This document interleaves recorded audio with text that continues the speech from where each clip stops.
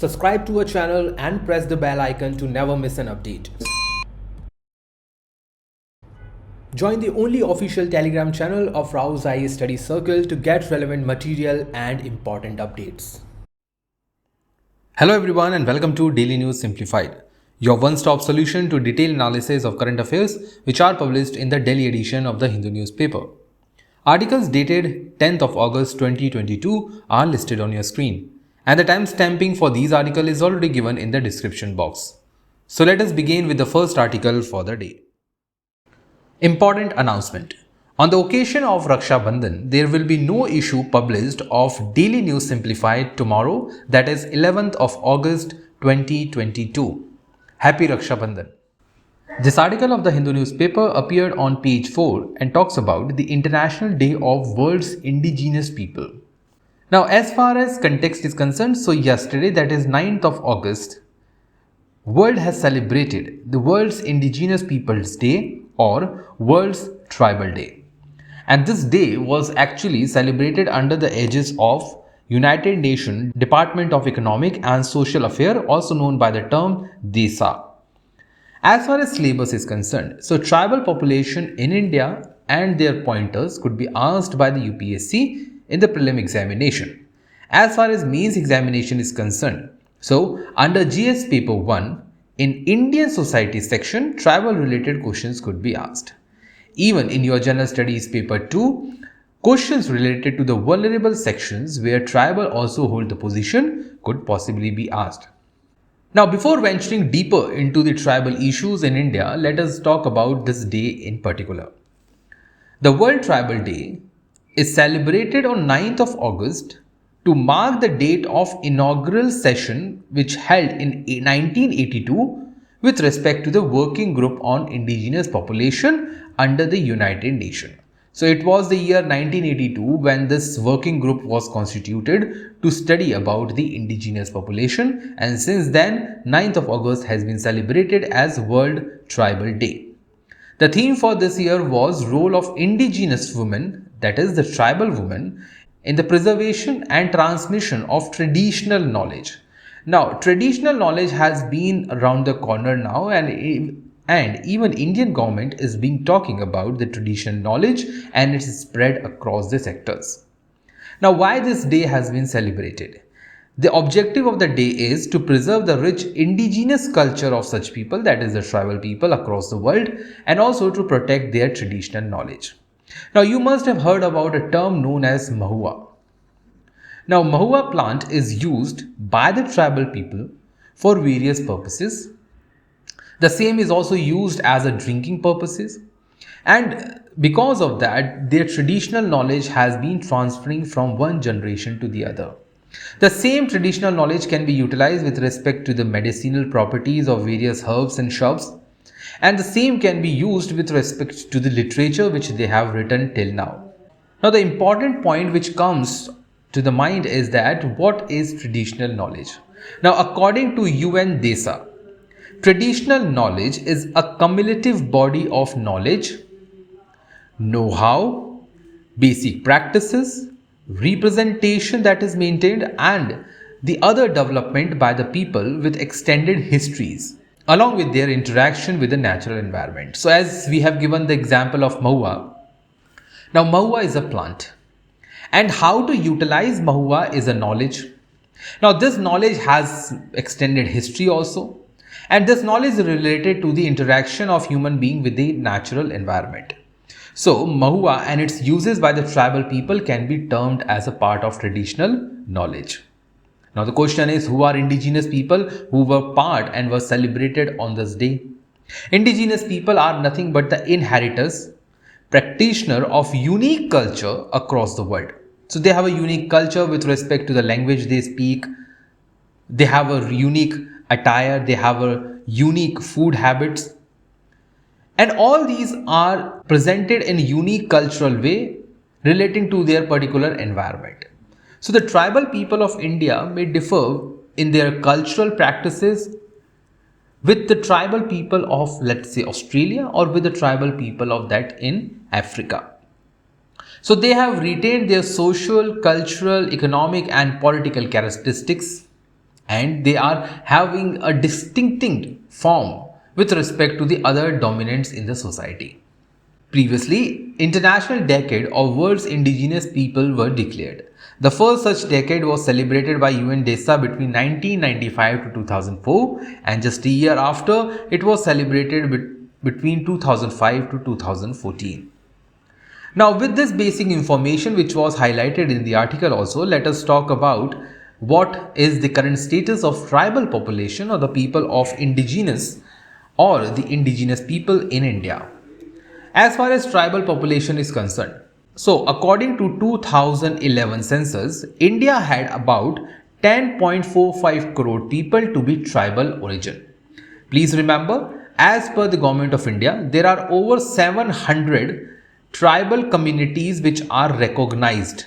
As far as percentage of population or the share of tribal population in India's total population is concerned, it is about 8.6%, and the same is used as a criteria to provide the reservation of such communities across the sectors.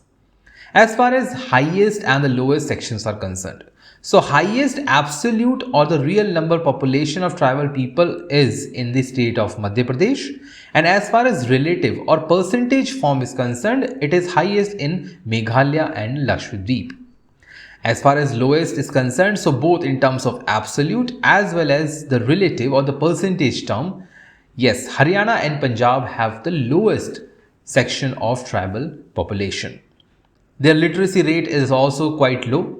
So overall 60% of the tribal people are literate, 68.5% of them are male and 59.4% are female. So female literacy rate is extremely low. So according to 2011 census, not even half of the tribal women were literate. The highest literacy as far as tribals are concerned is found in Manipur, which is around 90%, and the lowest of tribal population literacy is in the state of Andhra Pradesh. The poverty rates are also high. So in rural areas, the tribal poverty is around 45%, and in urban areas, the tribal poverty is around 24% based on the Tendulkar formula. So crimes against tribal. Highest number of crimes are in the state of Madhya Pradesh. The absolute number of tribal population is also highest in the same state, so it is an obvious outcome. The lowest number of crimes against the tribals could be seen in the Union Territory of Jammu and Kashmir, state of Himachal Pradesh, and the state of Sikkim. As far as human trafficking is concerned, so the highest human trafficking is seen in the state of West Bengal. The lowest is seen in the case of Union Territory of Jammu and Kashmir and the states of Tripura and Nagaland. The ratio of their population with rural to urban share is 90 to 10. That is around 90% of their population based on 2011 census resides in the rural areas, while 10% of them actually resides in the urban areas. And lastly, promisingly, the sex ratio among the tribal is the best in the country. So they actually prefer more girls as compared to the other communities in the country. Even their tribal population sex ratio is higher than one of the most advanced and literate communities in the country. So it stands around 990 girls per 1000 boys. As you can see on the right side of your screen that we have provided a pie chart in which you can see that yes, Madhya Pradesh holds the highest share of population as far as tribals are concerned. So after Madhya Pradesh, it is Maharashtra, Odisha, Rajasthan, Gujarat, Jharkhand, Chhattisgarh, Andhra Pradesh, West Bengal, and many other states. So you should remember at least 3 to 4 top states with respect to their absolute population in the overall population of the country. Now let us move towards the basic constitutional safeguards given to the scheduled tribes in the country. Now, scheduled tribes as a term itself is known through the constitutional provisions or the protection given to them. So, Article 366 provides the definition of tribal communities. Then Article 15, 16 and 19 under the fundamental rights provide them the protection from the discrimination, provide them the opportunity of public employment, including the reservation, as well as provide them the protection under the certain rights such as freedom of speech and expression.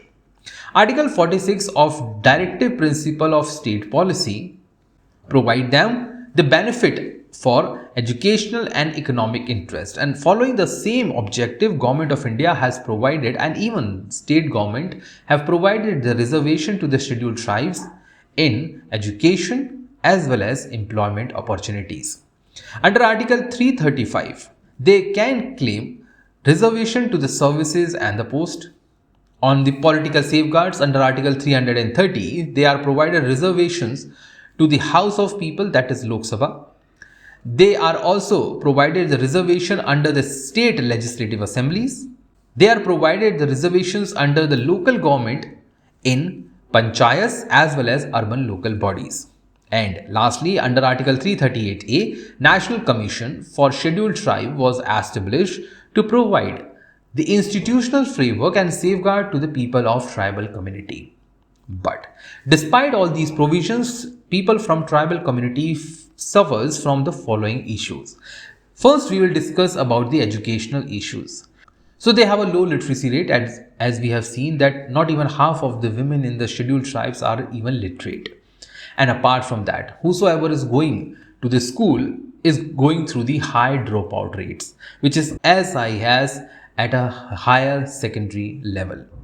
They lack local languages at the school level. So as local languages are not provided, so they are not able to capture or meet the demand in the school education.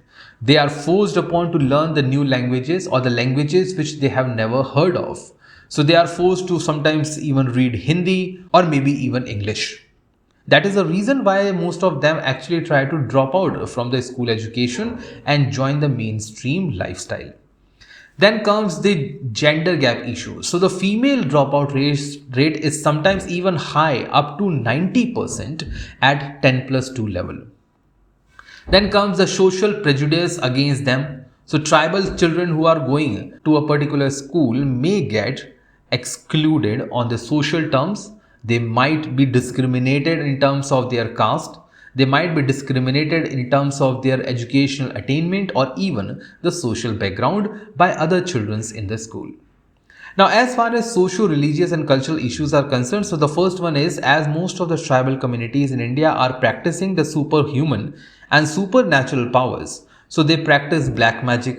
They still follow some of the orthodox practices which is not being entertained by the conventional societies across India.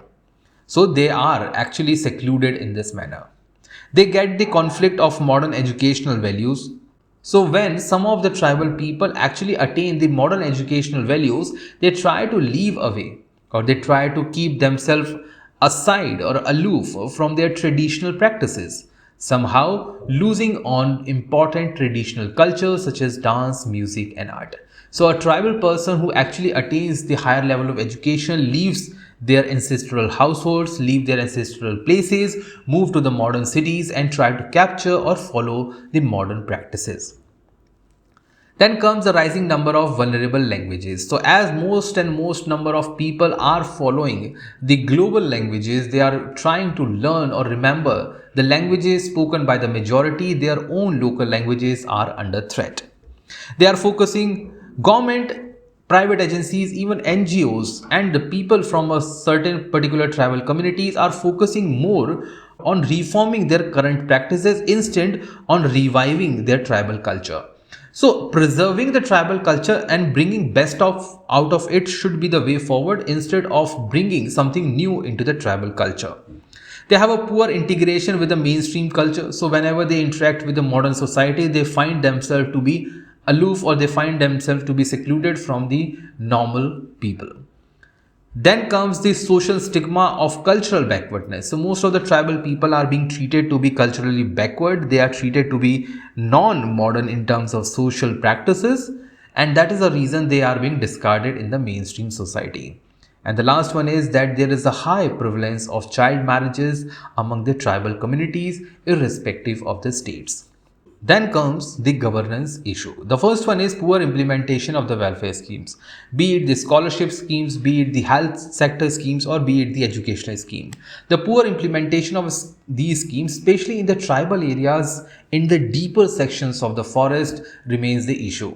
The next one is the development versus the welfare conflict, where government has to make a balance between what they are providing as a development and what they are actually looking into as a welfare. So, constructing a highway right from the forest area might go against the welfare of the tribal despite providing the development to the region. Then comes the anti-establishment sentiments among the tribals. So some of the tribal communities have been known to be anti-government or to have anti-establishment sentiments, and they do not respect the democratically elected government or the representatives. That is the reason they have been materialized into the left-wing extremism, and most of these tribal people have been taken as the Naxalites by many other Naxal related organizations. Then comes the grassroots level corruption, which has also posed another hindrance to the developmental objective. Tribal people are less politically empowered and less politically motivated to participate in the democracy. There is a lack of tribal centric governance in India. Why? Because the policies which are being created, they are created mostly in the top down approach. So you take the program like Bandhan Yojana. So they are created at the central level. They are being implemented by the state government, and especially at the district level, they are being disseminated. And the last one being the rehabilitation issues. So whenever a development project takes place, there is a issue of rehabilitation. Either they are not being paid the right amount of compensation, or when they are paid the right amount of compensation, they are not being rehabilitated to a right position or a right place. That creates the hatred among the tribal people with respect to the government or the governance. The last one is the health related issue. The first one is the lack of high quality doorstep delivery of health services. So as most of the tribal people live in the forest area, they live in a hilly area, so they are not being provided the doorstep delivery of a high quality health services, and that has been the reason why they are very high in terms of infant mortality rate, maternal mortality rate, and even in the total fertility rate. Then comes the lack of healthcare workers from the tribal areas. So tribal women are not empowered enough, they are not literate enough to take up the healthcare services and stay there to provide the locally available health services to the tribal people.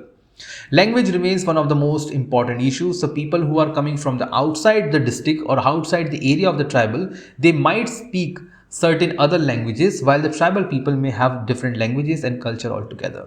They also goes through the same problem of vaccine hesitancy. They go from the hesitancy towards the allopathic medicines. They may not adopt certain kind of medicines, as it was seen during the case of COVID-19 vaccination program. Then comes the shortage, vacancies, absenteeism, and even the apathy of the doctors, nurses, and technicians towards the tribal people. There is a poor health insurance penetration among the tribal people. It is as low as 0.25%, not even half percent in India. And the last one is that they have a very high consumption of tobacco and alcohol in the pretext of following the traditional practices. Now, what should be the ideal way forward? Now, what government has done is that they are providing the integration of the tribal region, which we have seen after the Indian independence in 1947, and it was followed by the tribal Panchsheel created by Jawaharlal Nehru, the ex-Prime Minister of India. Through the 5-year planning, government has also launched the tribal sub-plan, where a separate amount was dedicated to the tribal areas to get these people into the developmental mainstream. Then they are providing the reservation in the jobs and the education. We have 5th and 6th schedule to live up to their expectations to protect their tribal identity. Then government has also created many new states in the northeastern region to provide the regional recognition to many tribes. Government has launched the Forest Rights Act 2006 to protect their forest related measures. In Mines and Minerals Amendment Act 2015 also, government is providing the safeguard of money as well as society to these people. Panchayat extension to scheduled area or PESA Act has also provided the political empowerment to certain people without even compromising on their local cultural rights. Then government has launched many programs such as TriFed for cooperative culture among the tribal people as well as the economic empowerment. They are providing the digital transformation to the tribal schools to provide them the IT information or IT related services. They are also developing the particularly vulnerable tribal groups in the country. Government has also launched Pradhan Mantri Vandhan Yojana to commercially utilize the viable resources of the forest. And lastly, they have started the Ecology model schools to provide the nearby school areas or the residential schools to the tribal students. Now, what else can we do? The first one is that grassroots development of the healthcare is important. So, doctors, nurses, paramedics should reach to the lowest possible grassroots level to provide the direct healthcare services to certain people. Then we should go for inclusive education and inclusive health approach. That should be tribal led. So, tribal people who are educated should be provided the training for the education and health services, and these tribal people should be transferred to or should be posted in the tribal areas only. For instance, if government wants to provide, they can provide the district education officer, take them from a particular tribe, train them, and then post that person to a particular tribal area for better understanding and organic functioning of the tribal region. Then, of course, comes the extensive basic infrastructure in terms of power, electricity, bank, water supply, roads, and others. Government should not forget that they need to focus on reviving the culture of the tribal population through organizing fairs, festivals, international events, even protecting their local languages. Next comes the food and nutrition. So, village grain bank can be created where surplus food can be collected and distributed among the poor tribal people. Mini Anganwadis can be created where tribal people belonging to the below poverty line can come and feed themselves. Government should also focus on decentralized policy making instead of top down. We should focus on bottoms up approach for generating the employment in these areas. Microcredit can be provided for the utilization of commercial activities, especially those based in the forest areas.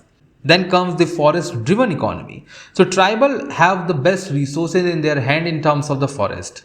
So the programs like Vandhan Yojana can be replicated throughout the areas. More such programs can be laid down. And lastly, government should focus on the traditional knowledge and its protection, and also providing the benefits of the traditional knowledge to the tribals directly. For instance, in terms of Mahua, the example that we have taken right in the beginning of the discussion, Mahua can be taken up from the tribals, and tribals can be paid for that. And even any company across the world is utilizing the benefits of Mahua or utilizing the commercial benefits of Mahua should pay the tribal people for their traditional knowledge. Now, with this discussion in place, I am leaving you with these two practice questions for the prelim examination. So read them carefully and try to answer in the comment box. I am also leaving you with this mains related practice question in which we are trying to identifying the major issues faced by the tribal population in the country and what government has done in order to provide benefits to these tribal people. With this discussion, please let us now move to the next article for the day. This article of the Hindu newspaper appeared on page 7 as part of Data Point. In this section, rising number of cyber crimes and cyber criminals have been listed with respect to the cyber crimes against children. The context says that only 2% of the cyber crimes against the children have been convicted and only 27% were charge sheeted. It simply means that if on an average 100 crimes are being conducted with respect to the cyber security, with respect to the cyber world on children, only 2% of them are actually convicted and only 27% of them are charge sheeted. It simply means that 98% of those criminals goes scot-free. As far as syllabus mapping is concerned, so it is important for your general studies paper 1 as a quotation and also could be written in your general studies paper 2 if the question with respect to the children's are being asked. The observation of the report says, which is also part of the NCRB, that is National Crime Report Bureau report, says that there was an increase in the criminal or crime reporting.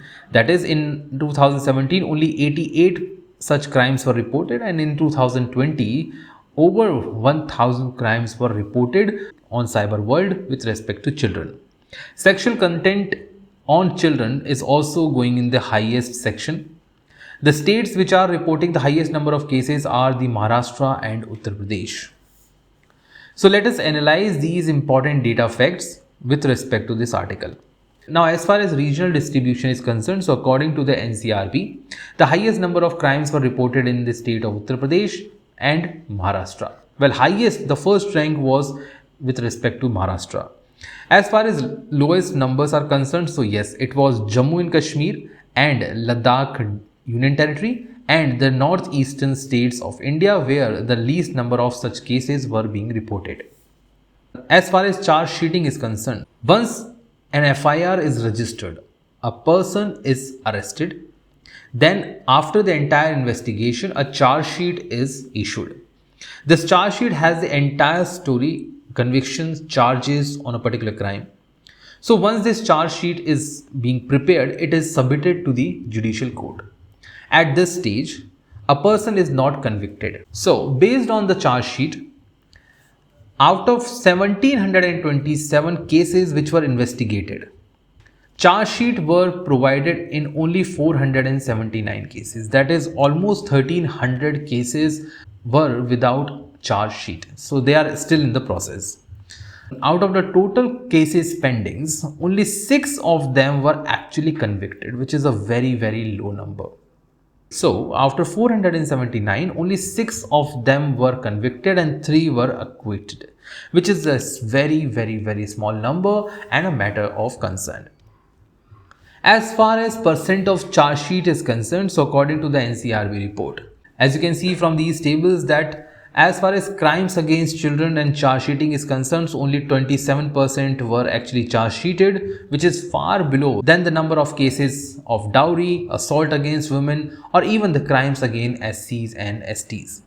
On the other hand, as far as conviction rate is concerned, so it is as low as 0.5%.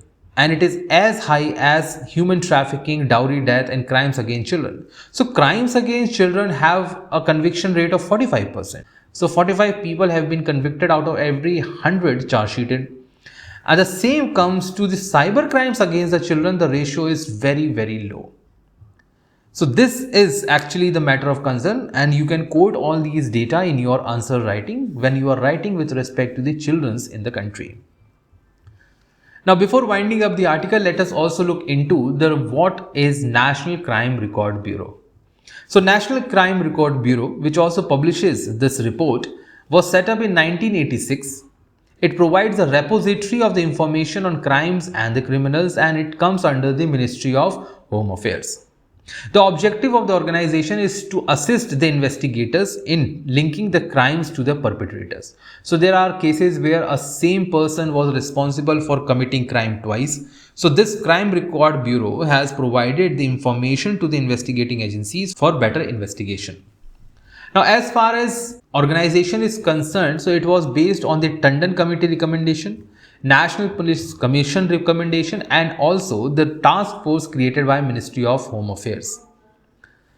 The organization has a subunit or a component known by the term Central Fingerprint Bureau, which is functioning under this organization and provide the repository of all fingerprints in the country, especially the criminals. The role of the NCRB is to have the responsibility for monitoring, coordinating and implementing the crime and criminal tracking network system. So it is an IT based system in which all the records of the crimes are being recorded, and it is also connecting over 15,000 police stations across the country, which helps in sharing the information between these police stations. It has also launched 2 important platforms. You should remember the names of these. The first one is the National Digital Police Portal, in which a police as well as public like you and me can look into the background of a particular criminal and can also verify the details of the domestic workers, employees, tenants and others. The organization has also launched the CRIMEC. CRIMEC stands for Crime Multi-Agency Center, which is for sharing the information between different agencies, including the police of different states. With this discussion in place, now I am leaving you with this question to discuss and try to answer the question in the chat box. Let us now move to the next article for the day. This article of the Hindu newspaper appeared in text and context part and talks about the recent launch of small satellite launch vehicle and its failure. So, the context says that SSLV, that is Small Satellite Launch Vehicle D1 EOS-2 mission, which was carrying two satellites. The first one was the Earth Observation Satellite 2 and the second one was the Azadi Set. So, this mission has actually failed. Now, the question arises why? This was the first mission of Indian Space Research Organization using the Small Satellite Launch Vehicle. So this was the first launch of SSLV that actually failed. As far as syllabus mapping is concerned, so it is important for your prelim examination because in the prelims, UPSC can ask questions with respect to important scientific terms as well as their concepts. In the mains examination, the role of space in India's development under GS paper 3 could be asked and you can quote such examples over there also. Now the question arises why the mission has failed. The mission has failed because there is a term which is the velocity trimming module. So it is a special module which was attached to the satellite and the purpose of this module was to put the satellite in the desired orbit. Now assume this. Let's say this is a particular point A in which the rocket or the SSLV has give up or detached the satellite. Now the satellite is supposed to move in this trajectory and reach point B where it will act as a particular satellite in a particular orbit. Now, as the velocity trimmer module did not start it did not get fired. So it cannot provide the thrust to the particular satellite to stay in a particular trajectory and reach point B. So instead of that, the satellite lost its trajectory and went to point C. And this point C is not supposed to be the one which was actually desired. Now the satellite is actually lost in space. So the failure of VTM has led that the satellite which got detached from the vehicle or SSLV could not be placed in the right orbit, orbit B, and hence was lost in this space. That is the reason why it is known as a failed mission. Now from the perspective of UPSC, you should know what is Azadi Set. So Azadi Set is a collective of 75 tiny payloads which were designed by the girls students. They have an objective to measure the ionizing radiation. So ionizing radiation is, as you must have read in the NCRT of your geography, that ionizing radiation is found above the stratosphere, especially in the ionosphere. So in order to study the ionosphere and the ionizing radiation over there, they created the Azadi Set with the transporters and the other accessories. On the other hand, there was the EOS-02 that is second in the line of series. EOS stands for Earth Observation Microsatellite or Earth Observation Satellite. The term itself speaks that this satellite is responsible to observe the Earth from this space. The objective was to realize and fly an experimental imaging satellite with a short turnaround time. Now let us read about the Small Satellite Launch Vehicle or SSLV, what it is. As this was the first flight of SSLV but failed, so now the ISRO is looking to launch the yet another satellite through the SSLV. The purpose of this satellite is to lift this small satellite which can weigh up to 500 kg, which is a very small value with respect to what we see in GSLV, which may even be up to 5,000 kilograms. The orbit where the SSLV launches the satellite is the low Earth orbit and the Sun synchronous orbit. Sun synchronous orbit is the one where a satellite is placed in such an angle in the space that a satellite always faces. Now do remember, a satellite always faces or looks toward that part of the Earth which is lit by Sun. So this satellite which is launched in the Sun synchronized orbit will always look towards that part of Earth where there is day, where Sun has a particular angle of its light. So at a point A, if a satellite is there, if a Sun synchronized orbit satellite is there at a point A, and let's say at point A there is a 12 noon as in time. next day or next month, at the same position, at the same time, the satellite will be there. It will never face that part of the earth which is not under day. The purpose of launching the small satellite launch vehicle. What is the purpose? Why we cannot launch the same satellite through PSLV or GSLV?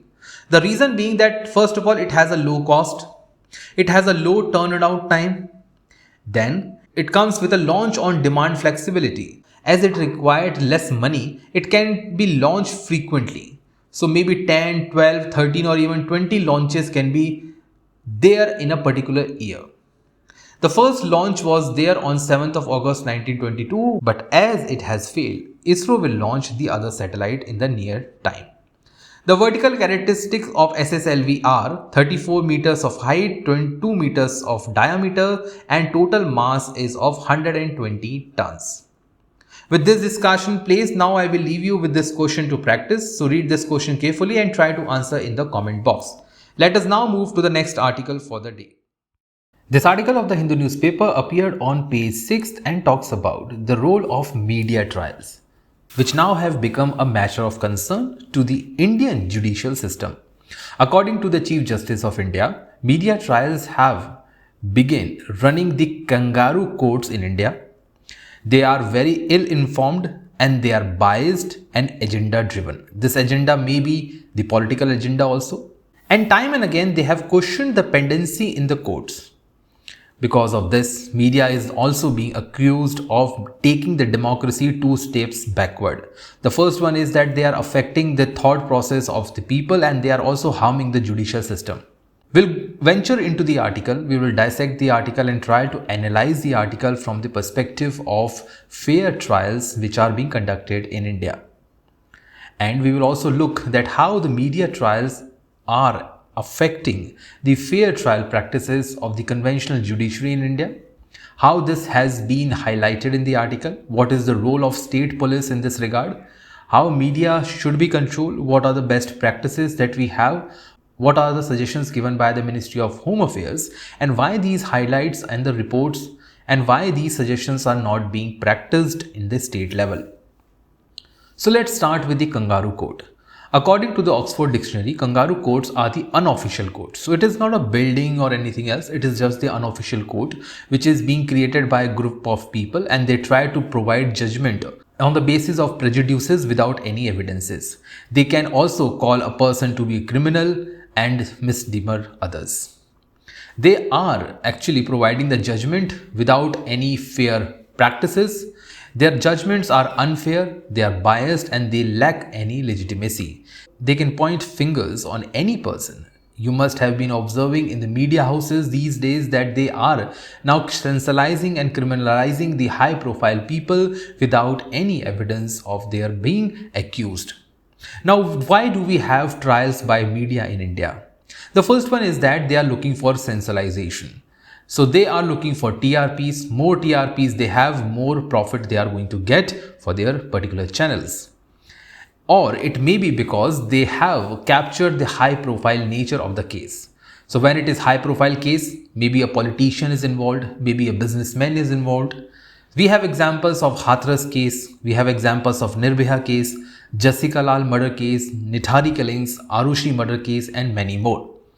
Or this may be because of the politicization of the media. Political parties have been involved in creating the viewpoints of media. They are providing the check and jack. They are actually flooding the money in the media houses in order to create the ideology which favors the vote bank of a particular party. Because of this, media receives the half-baked information which may or may not be true. Sometimes they are getting the information from the police department itself. And when they get this information, they try to present that information through selected and prejudicial manner, which may or may not be true. But when the people go through that news channel, they try to identify those news to be true and try to make up the mind with respect to the crime and criminals. Sometimes it has been seen that these trials are to achieve the certain political purposes that we have discussed or even shape the political opinion. Let's say there's a person A and there's a person B. So person A is part of the government and person B is part of the opposition. Now person A will bribe the police. That police will give the wrong information to the media and media will start the trials on their channels against person B. Now person B may or may not be accused, but the trials that media is conducting through the Kangaroo courts are without any evidences, because police will never hand over the evidences to the media house. Once media house do not have the evidences, they just keep on baking the news and their viewpoints to accused person B. Now person B may or may not be accused in the real terms. Now this has impacted the overall functioning of the judicial system. People, especially the citizens in the country, they trust more the media house and less the Indian judicial system. And that is the reason why judicial system is getting their image eroded day by day. These news reports and media trials have now communalized the atmosphere. They are generating the hate and abuse among the people across the nation. Now, what are the consequences? Such media trials have affected the fair trial. They are one-sided reporting of the events. They do not conduct any investigation. They are not focusing on the trials. They violate the presumption of innocence of the accused. Accused are considered guilty without even fair trial, so they can raise finger on person B. They violate the right to dignity of a person, privacy of that particular suspect. Now, person B is just the suspect. He or she is not a criminal. Until proven guilty, they are innocent. Such people often face a social ostracization. So once a person is accused in media, once a person is accused on the news channels, that person will not get the same socialization or respect in the society. They will find it difficult to retain the employment, and it will make their life vulnerable to the crime and exploitation by other people. And it ultimately benefits the political party to create their vote bank. As we have seen in the case of Bhima Koregaon, where police has exposed the letters supposedly written by the activist, and now those activists are getting social ostracization. So what government has done? In 2010, Ministry of Home Affairs has issued some guidelines that should be followed by the police in order to provide the fair media reporting without any prejudices or biasness.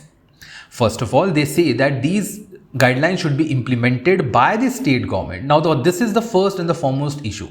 Now, as police is part of the state subject in your state list under Schedule 7, the state governments have been reluctant to provide such kind of implementation in letter and spirit. The guideline says that only designated officers should be allowed to provide the information and not everyone available in the police station.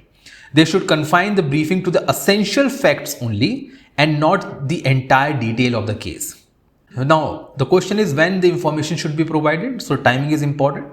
It can be provided at the time of FIR. It can be provided when they arrest an accused person, or they are charge sheeting the case, or when there is a final outcome coming in the case. Apart from that, they should refrain themselves from providing any information. They should fix a specific time to give this information to the media. The first 48 hours, there should be no unnecessary release of the information, because this is a sensitive information and should be restricted. There should be no violation of legal, privacy or human rights of the accused or the victim. They should not provide any opinion or judgment on their own side. It should be pure, unbiased. But despite this, problem still exists. The first one is that there is little follow-up by the state. They are not following the guidelines given by the Home Affairs. The next one is that they lack the dedicated media cell. So most of the police stations don't have media cell or a concerned or a designated officer for this matter. Still, media houses, both electronic media as well as print media, are reporting the crimes in the report, but the evidences presented by the police in the court are different. It simply means that the police, whatever is speaking to the media and whatever they are presenting in the court are different. So the question is why there is a discrepancy. Next comes the TRP game. So media houses are now hungry of TRP because they want to make more windfall gains or the profits. So they are now becoming more biased and greedy. Lack of regulation of the media, especially the electronic media and the social media, and unethical presentation of the news without verification now become a matter of concern. So what should we do? The first one is that there should be a defined responsibility through the regulatory manners, that how criminal reports, criminal headlines should be published through the media reports without even restricting the freedom of press. The next one is that state government should be given the timeline to enforce the media policies. They should also look into the guidelines to enforce the suggestions given by the Ministry of Home Affairs, and every police station across the nation should have a dedicated media cell and designated officer to provide the right and absolutely true information without violating the privacy of the accused and without jeopardizing the sensitive information of a particular case. With this discussion in place, now I will leave you with question of the day.